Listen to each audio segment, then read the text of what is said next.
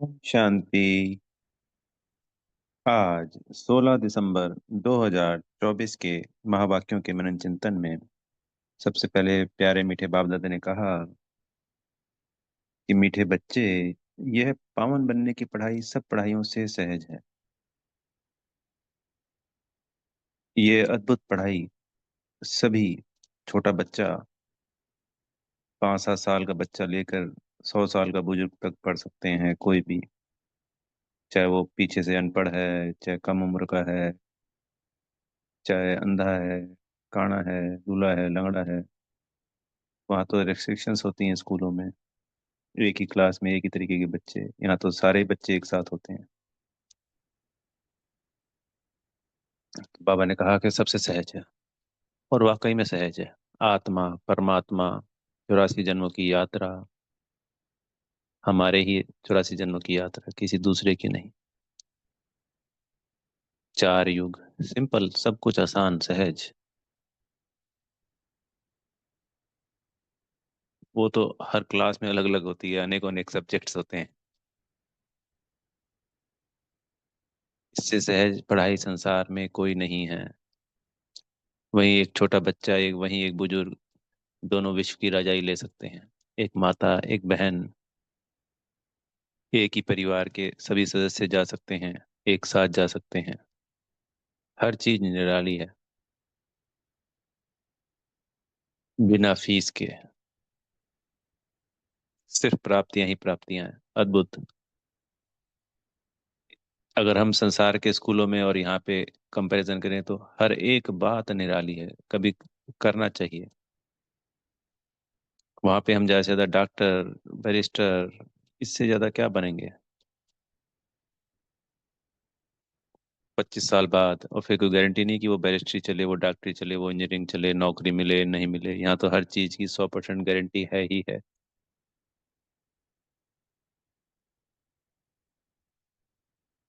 इससे सहज बाबा और कुछ नहीं कर सकते थे। और याद, कितना आसान और मीठा शब्द दिया है बाबा ने, बाबा। इस याद से बताओ पाप कट जाते हैं। कहाँ तो मंदिरों में गए, गुफाओं में गए, पर्वतों पे गए, तप किए, यज्ञ किए, और कुछ भी नहीं मिला। और कहाँ सिर्फ एक बाबा, घर में बैठ के बाबा, काम करते हुए बाबा, बाबा से बातें करनी, रूह रियान करनी मीठी मीठी। बताओ विश्व के राजा बन जाएंगे। बाबा ने आज कहा कि ना हर छोटे बड़े को ना प्रैक्टिस करनी है। प्रश्न उत्तर में था ये, मुरली चलाने की, क्योंकि ये जरूरी है। मुरलीधर के बच्चे अगर मुरली नहीं चलाएंगे तो उच्च पद कैसे पाएंगे? तो हर बच्चा थोड़ा सा समझकर मुरली चला सकता है, हिचकिचाना नहीं है।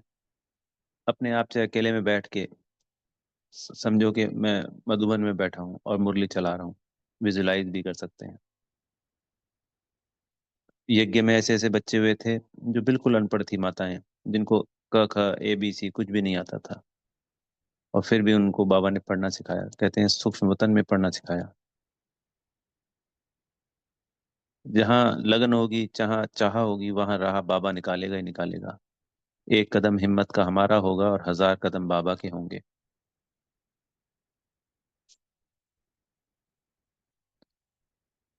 बाबा कहे और हमें हाजी करना है, और बस हुआ पड़ा है। बाबा ने कहा आज कि मैं हर किसी को तो पढ़ाने जाऊंगा ही नहीं, मैं तो अपने बच्चों को तो पढ़ाऊंगा। तो जो बच्चे सम्मुख होते हैं वो बाबा से पढ़ते हैं। बाबा उनको अपना समान टीचर बनाते हैं, और फिर यही टीचर जाके आगे और नए स्टूडेंट बनाते हैं, और बच्चों को ज्ञान देते हैं।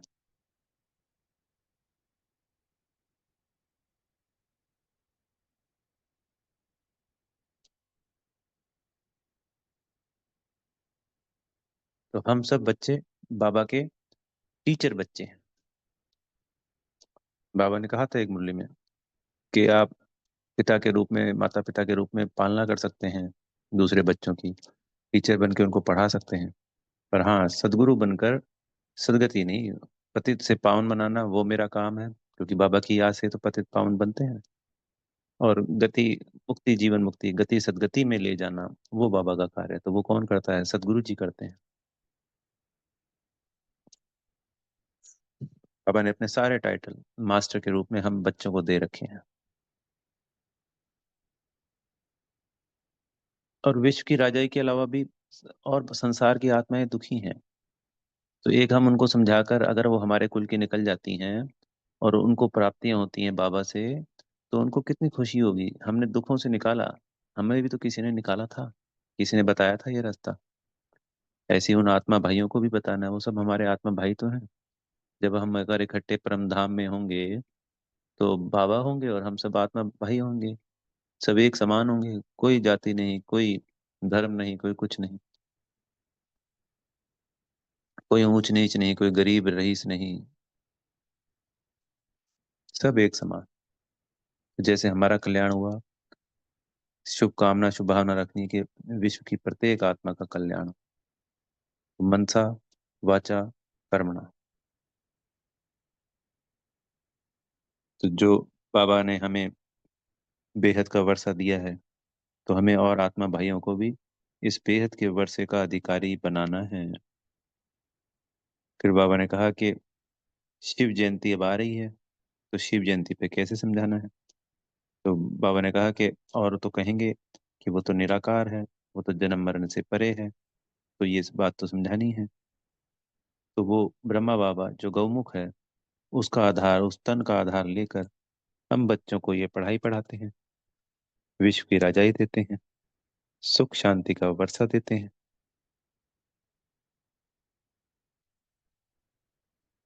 तो हमें भी उन आत्माओं को बाबा से ये पॉइंट समझकर उन सभी को ये समझानी देनी होती है। बाबा ने कहा सहज भी है, और ना समझे तो मुश्किल भी लगता है। मुश्किल है कुछ भी नहीं किसी भी बच्चे के लिए, सब कुछ सहज ही है। पर जो नहीं समझते हैं, जो ध्यान नहीं देते हैं, उनको आपे ही मुश्किल लगता है।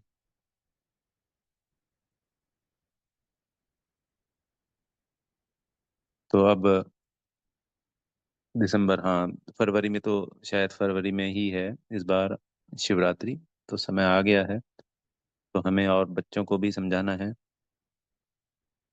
जितना ज़्यादा से ज़्यादा हो सके, क्योंकि कल की मुरली जो रविवार की थी, अव्यक्त मुरली, वो भी शिव जयंती पर ही थी। तो बाबा ने कल कहा था ना कि जो हम करते हैं इस पुरुषोत्तम संगम युग पे, उसी का यादगार भक्ति में भक्त आत्माएं करती हैं। तो सिर्फ ब्राह्मण आत्माओं का ही कल्याण नहीं, उन द्वापर और कलयुग की सभी भक्त आत्माओं का भी कल्याण करना है। चाहे वो ज्ञान में ना आए, पर अगर किसी आत्मा को ये बात समझ में आ जाती है कि वो निराकार बाबा है, और वो बाबा शब्द को अडॉप्ट कर लेता है, और घर में ही बैठ के बाबा बाबा याद करता है, मान लेते हैं, और बाबा को किसी भी रूप में याद करके अपने कर्म करता है, अपने जो भी जैसे भी वो करता है, तो उसको वो मुक्ति में जरूर जाएगा।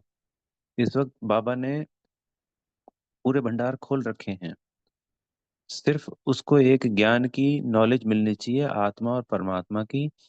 और उसको लगन अगर लग गई, तो सिर्फ बाबा शब्द से ही उसके सारे विकर्म विनाश हो जाएंगे, एक ही दिन में नहीं। अगर वो करता रहा अभ्यास, तो अपने द्वापर और कलयुग में वो आत्मा जब आएगी, तो वो उच्च अवस्था में आएगी, उसको द्वापर और कलयुग की राजाई प्राप्त होगी अपने समय पर। क्योंकि यहाँ से वो अपने विकर्मों का बोझा चुकता करके जा रही है। तो कल्याण ब्राह्मण आत्माओं को तो है ही है, पर भक्त आत्माओं को भी कल्याण करना है।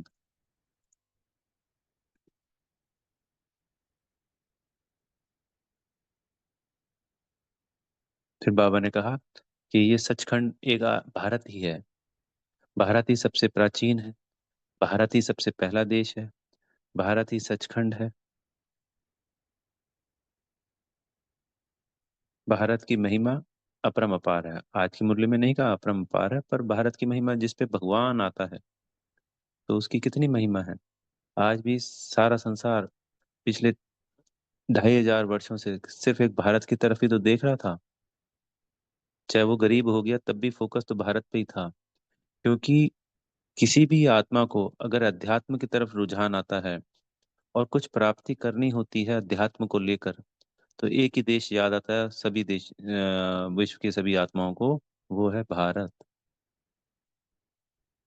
हमारी संस्था की तो 140 देशों में है, पर भारत में और भी जो धार्मिक संस्थाएं हैं, उनकी भी अनेकों अनेक देशों में, अलग अलग देशों में अपने हिसाब से, भक्ति के हिसाब से संस्थाएं खोल रखी हैं, सेंटर्स खोल रखे हैं उन्होंने।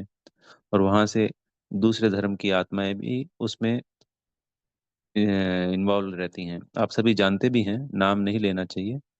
और अनेकों अनेक संस्थाओं के गुरु, आचार्य, महात्मा सब जुड़े हुए हैं, जिनसे और अनेकों अनेक आत्माएं जुड़ी हुई हैं। इनमें से हमारे कुल की भी हो सकती हैं, क्योंकि वो दूसरे धर्म की होने के बावजूद भी इस धर्म में अपना रही हैं, इसको जान रही हैं, श्री कृष्ण को, राम को, या इन देवी देवताओं को मान रही है। तो कहीं ना कहीं हमारे धर्म की होंगी, जब अंत में चारों तरफ प्रत्यक्षता होगी बाबा की, इस ज्ञान का प्रचार प्रसार होगा और तेजी से, तीव्रता से। अभी तो 33 करोड़ को आना है, अभी तो कितने हैं, 15, 20 लाख, 30 लाख, 99% तो अभी बाकी हैं। तो ये पूरे झुंड के झुंड आएंगे ना जी, जुड़े हुए। तो इस भारत से, प्राचीन देश, पुराना देश, इस ये सचखंड जिस पे परमात्मा आते हैं, जो सत्युग और त्रेता सिर्फ एक ही देश रहता है, 2500 वर्ष का सुख दे के जाते हैं बाबा हमको, 21 जन्मों का। अगर हम 2500 तक इस वक्त बैठ के गिनती भी करें ना, तो थक जाएंगे।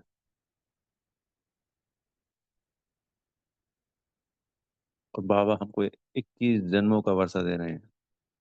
इन पे हमें कभी कभी खाली बैठ के आराम से मनन चिंतन करना चाहिए, और व्यर्थ को छोड़ देना चाहिए। बहुत व्यर्थ किया, सब कुछ व्यर्थ ही व्यर्थ किया। अपने आप को समय देना है, अपने आप से बातें करनी है। कितना वंडरफुल बाबा है, कितनी वंडरफुल मैं आत्मा, ये ड्रामा कितना वंडरफुल।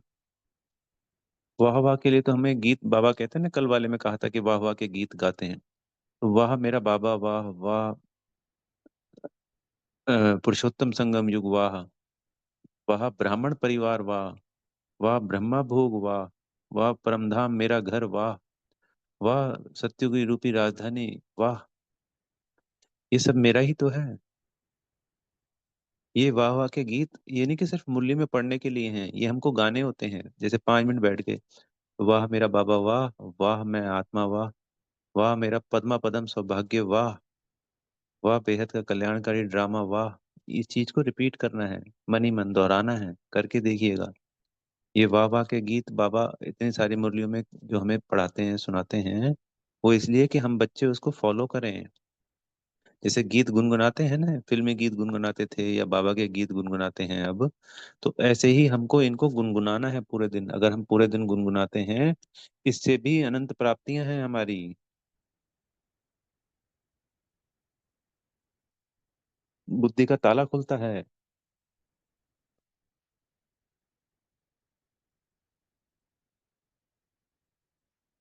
अद्भुत शक्तियां मिलती हैं। बाबा को याद करेंगे परम धाम में, या आत्मा समझ के इसके हम प्रैक्टिस करेंगे, तो विक्रम भी दग्ध होंगे, सब कुछ होगा।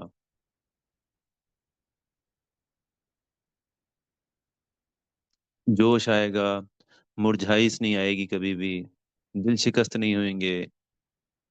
और वाह वाह के लिए तो बहुत सारी चीजें हैं हमारे पास। वाह मुरली, वाह कितनी वंडरफुल मुरली है। आप करेंगे तो 10-15 निकल के आएंगे ये वाह वाह। वाह टीचर जी, वाह वाह सदगुरु जी, वाह।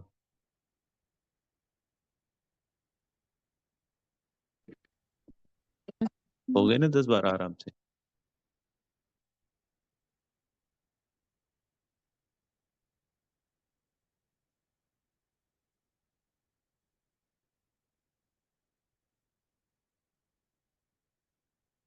राज बाबा ने हमें वरदान में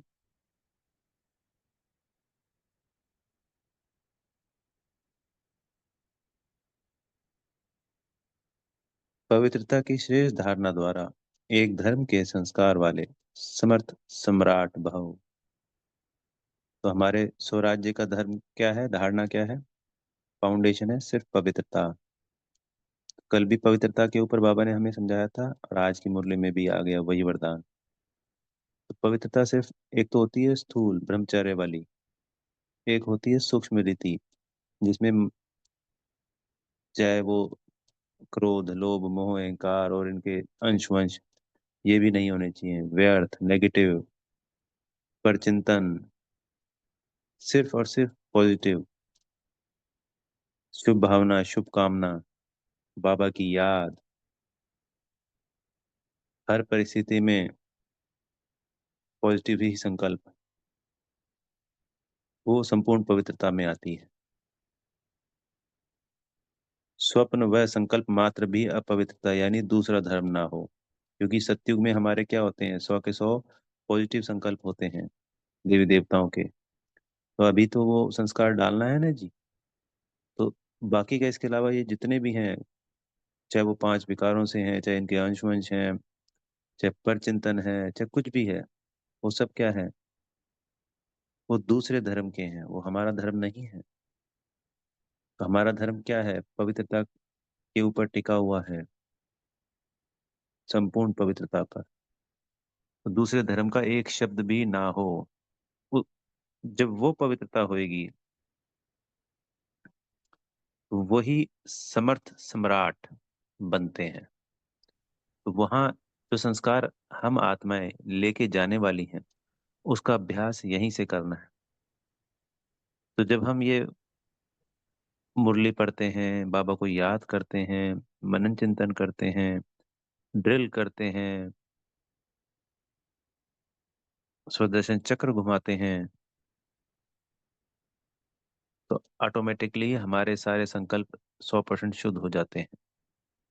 संपूर्ण पवित्रता की हमारी फाउंडेशन भविष्य के लिए तैयार हो जाती है।